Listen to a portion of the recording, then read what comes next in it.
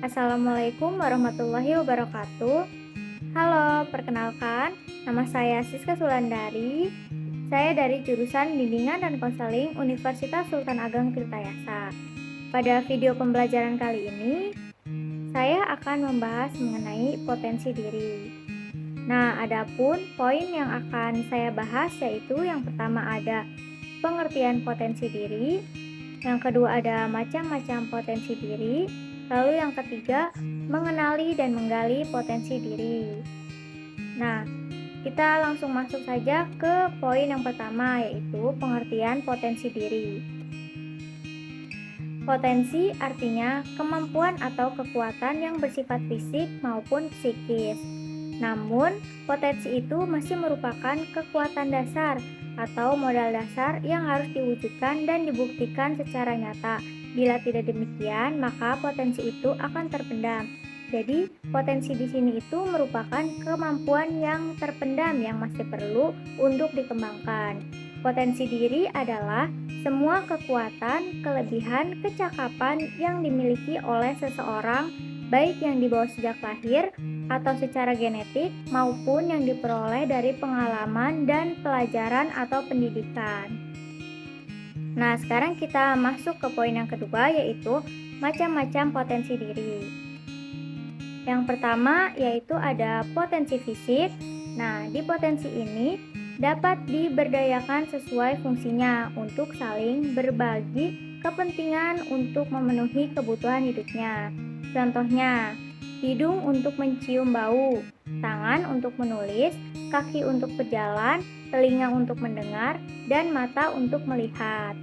Lalu yang kedua itu ada potensi mental intelektual. Potensi diri ini adalah potensi kecerdasan yang terdapat di otak manusia, terutama otak bagian kiri. Nah, fungsi dari potensi ini yaitu untuk merencanakan sesuatu, menghitung, dan menganalisis. Lalu yang ketiga ada potensi sosial emosional. Nah, potensi diri ini sama dengan potensi mental intelektual, tetapi potensi ini terdapat di otak manusia di bagian kanan. Fungsinya yaitu untuk bertanggung jawab, mengendalikan amarah, motivasi, dan kesadaran diri. Lalu yang keempat ada potensi mental spiritual. Potensi ini merupakan potensi kecerdasan yang berasal dari dalam diri manusia yang berhubungan dengan kesadaran jiwa, bukan hanya untuk mengetahui norma, tapi untuk menemukan norma. Lalu yang kelima ada potensi daya juang. Nah, sama seperti potensi mental spiritual, potensi daya juang juga berasal dari dalam diri manusia dan berhubungan dengan keuletan, ketangguhan, dan daya juang yang tinggi. Selanjutnya kita masuk ke poin yang ketiga yaitu mengenali dan menggali potensi diri. Nah, pada dasarnya setiap manusia itu memiliki kekuatan dan potensi masing-masing. Tapi sampai saat ini masih banyak yang belum menyadari potensi yang ada di dalam dirinya sendiri. Padahal potensi setiap orang itu sangat menunjang kesuksesan hidupnya jika diasah dengan baik. Lalu bagaimana sih tips agar kita dapat mengenali potensi diri kita sendiri? Nah, yang pertama, kenali diri sendiri. Nah, di sini kita bisa membuat daftar pertanyaan seperti apa yang membuat kita bahagia, apa yang kita inginkan dalam hidup ini, dan kelebihan dan kekurangan apa yang kita miliki. Nah, kemudian kita jawab pertanyaan yang telah kita buat dan kita jawab secara jujur dan objektif. Dan kita juga bisa meminta bantuan keluarga atau sahabat untuk menilai kelemahan dan kekuatan kita. Nah, yang kedua, tentukan tujuan hidup. Nah, tentukan tujuan hidup di sini kita menentukan baik itu tujuan jangka waktu pendek maupun jangka waktu panjang secara realistis.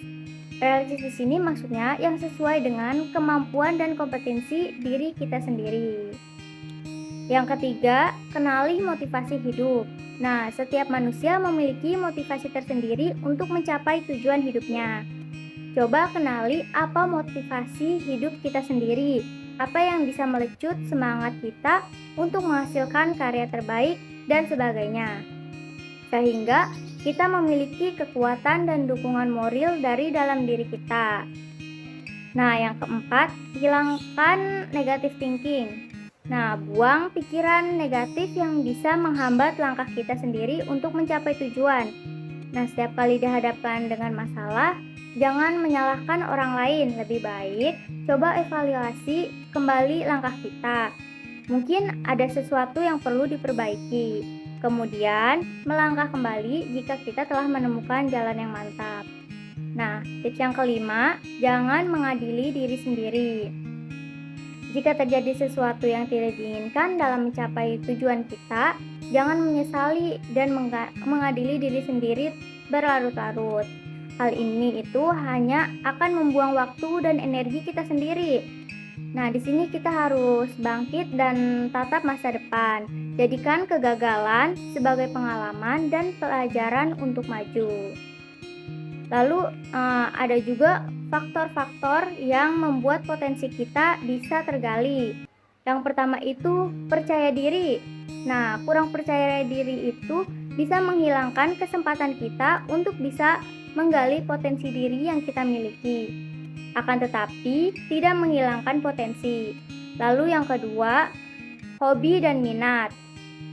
Jika mengenali sesuatu yang disukai, bahkan sebagai hobi atau minat, pasti akan menghasilkan sesuatu yang memuaskan.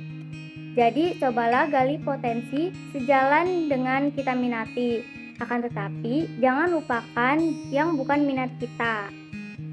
Dan yang ketiga, pergaulan. Pergaulan di sini teman yang akan berdampak bagi kita. Misalnya, jika kita memiliki pergaulan yang baik dengan orang yang pintar, maka kita akan jadi pintar juga. Mungkin cukup sekian video pembelajaran dari saya. Kurang dan lebihnya mohon maaf. Semoga dapat bermanfaat untuk kalian semua. Wassalamualaikum warahmatullahi wabarakatuh.